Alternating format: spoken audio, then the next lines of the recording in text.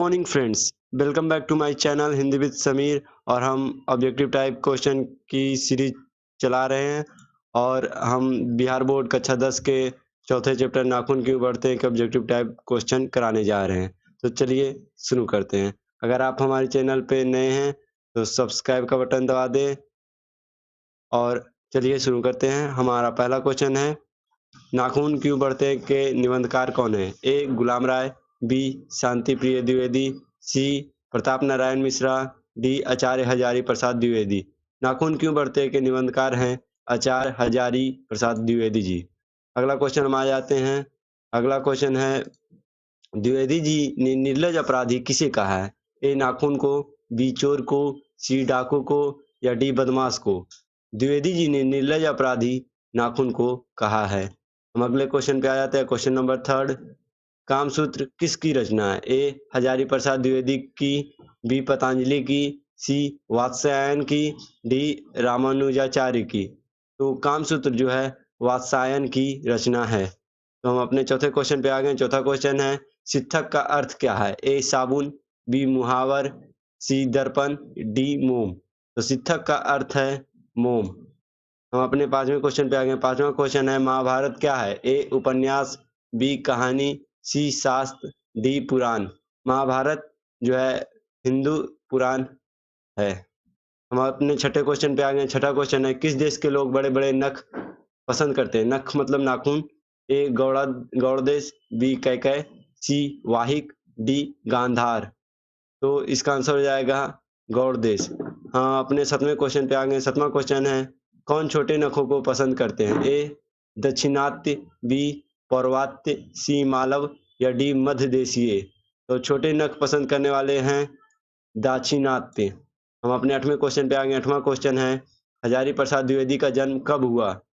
ए 1905 ईस्वी, बी 1907 ईस्वी में, सी 1909 ईस्वी में या डी 1911 ईस्वी में। तो हजारी प्रसाद द्विवेदी का जन्म 1907 ईस्वी में हुआ।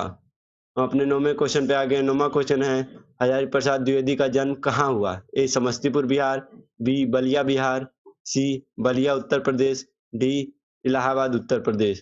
तो हजारी प्रसाद द्विवेदी का जन्म बलिया उत्तर प्रदेश में हुआ।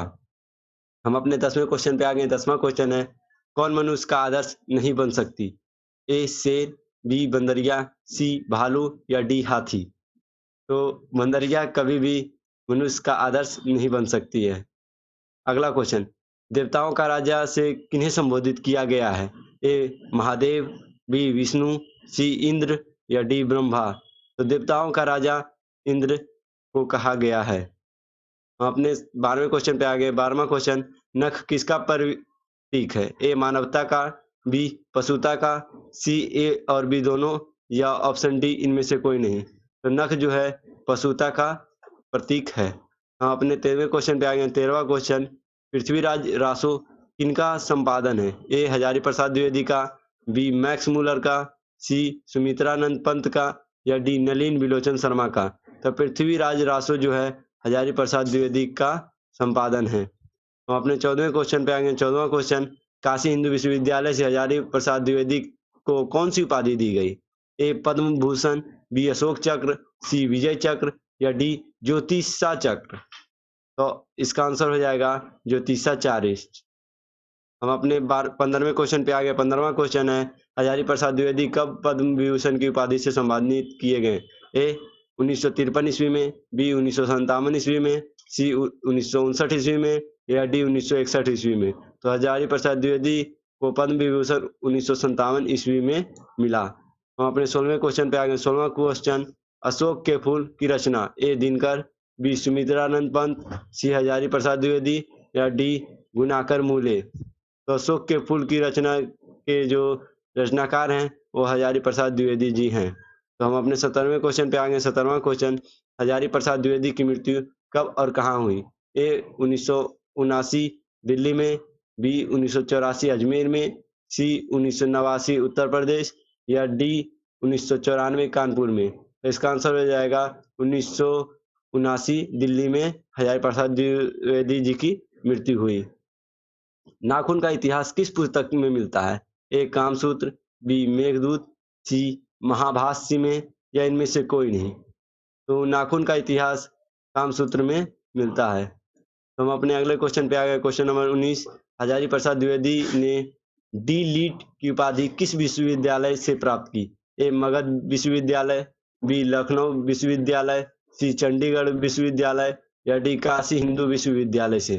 तो हजारी प्रसाद द्विवेदी ने डी लिट की उपाधि लखनऊ विश्वविद्यालय से ली। हम अपने 20वें क्वेश्चन पे आ गए। 20वां क्वेश्चन, कहानी में चंद्रकार, त्रिकोण और दांतुल वार्तुलाकार आकृति का संबंध मानव के किस अंग से है?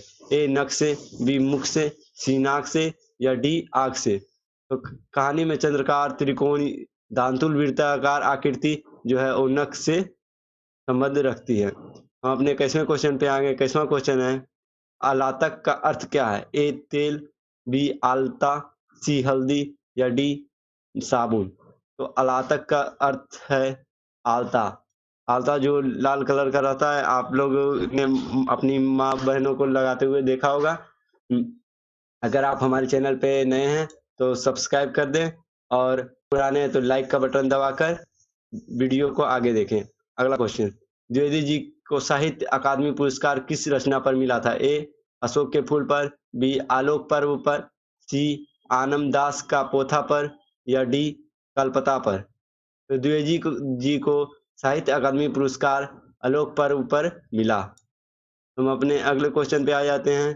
प्राचीन मानव का मुख्य अस्त्र शस्त्र था? ए दांत, बी नाखून, सी पैर या डी पत्थर के औजार। तो प्राचीन मानव के प्रमुख अस्त्र शस्त्र थे उसके नाखून।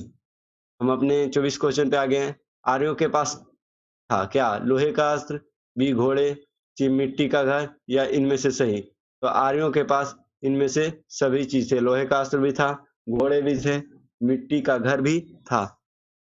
क्वेश्चन नंबर 25, सब पुराने अच्छे नहीं होते और सब नए खराब नहीं होते, ऐसा किसने कहा?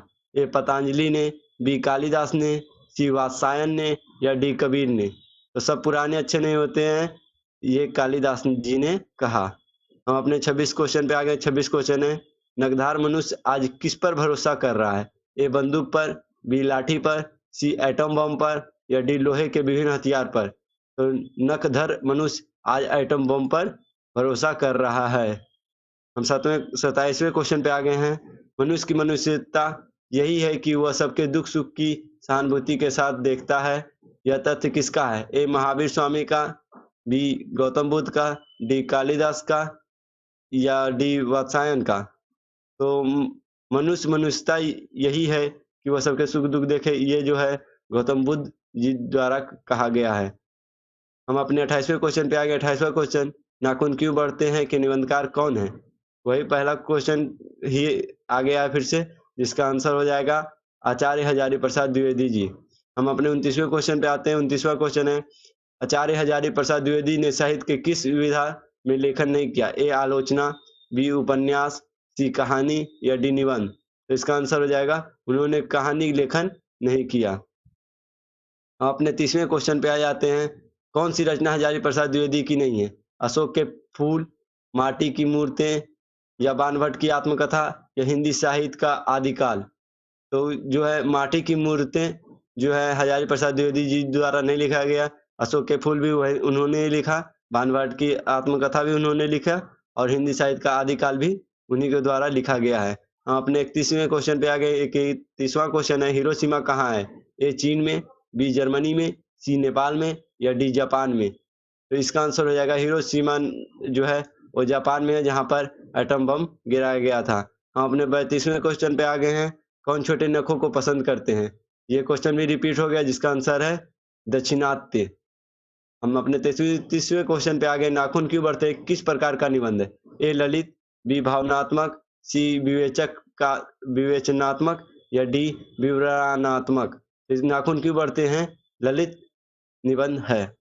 हम अपने 34वें क्वेश्चन पे आ गए हैं। दधीची की हड्डी से बना क्या था?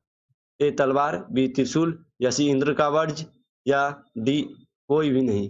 तो दधीची की हड्डी से बना था इंद्र का वज्र। हम अपने 35 क्वेश्चन पे आ गए। 35वां क्वेश्चन है, लेखक के अनुसार मनुष्य के नाखून किसके जीवांत प्रतीक है? ए मनुष्यता की, बी सभ्यता के, डी पशवी वृत्ति के या डी सौंदर्य के। तो लेखक के अनुसार मनुष्य के नाखून 5वीं वृत्ति के हैं। ये भी क्वेश्चन रिपीट है, ऊपर था ये क्वेश्चन। हम अपने 36वें क्वेश्चन पे आ गए। 36वां क्वेश्चन है, सहजता वृत्तियां किसे कहते हैं? ए अस्त्रों के संचयन को, बी अनजान स्मृतियों को, या सी स्व के बंधन को, या डी उपयुक्त सभी। तो सहज वृत्तियां अनजान स्मृतियों को कहते हैं। अगर आप हमारे चैनल पे नए हैं तो चैनल को सब्सक्राइब कर दें। हिंदी विद समीर हमारा चैनल का नाम है, और इसे अपने फ्रेंड के पास शेयर करें, ज़्यादा से ज़्यादा लोगों तक शेयर करें, और अगर अभी तक आपने सब्सक्राइब नहीं किया तो सब्सक्राइब कर लें। जय हिंद, जय भारत।